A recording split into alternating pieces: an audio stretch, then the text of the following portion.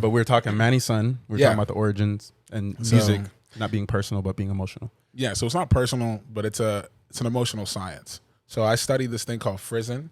It's a French word that means a sudden excitement or sudden thrill. It's whenever the hairs on your body stand up, right? And there are certain ways, goosebumps, that's what we call them. There are certain ways to elicit those goosebumps, and I studied that.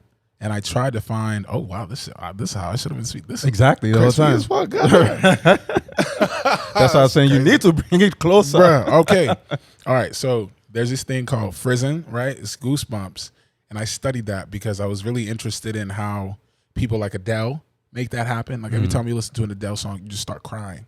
Bob Marley, you listen to a lot of their songs, you start feeling like euphoric.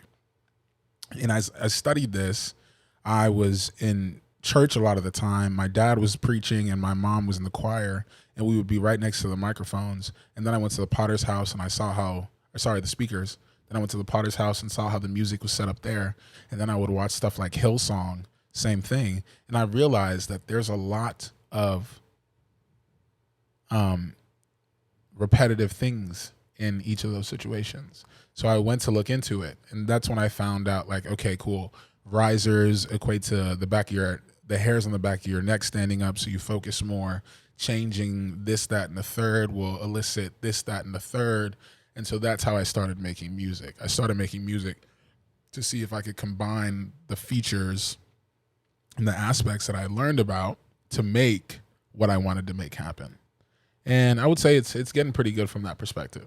But it's not personal at all. It's often a collection of words that I think sound good together or kind of express a picture that I'm trying to paint. It may not be exactly what's going on.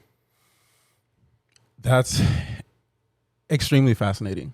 The idea of just looking at music so technically, and thinking about the literal emotional response that we would have from listening to a sound or listening to, maybe it's like a cowbell, or like a sound bowl, or like those kind of sounds, like just hearing those things and what kind of effect it has on you, and just being like a mad scientist where you're seeing, how it impacts people, how it affects people, and then having that iterative process as an artist to let the real world observations impact your process and impact your input. Those are your inputs impacting your output. Yeah.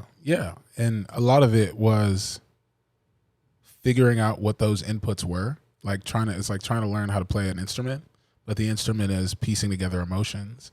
And now for me, it's trying to continuously result in the output that I want.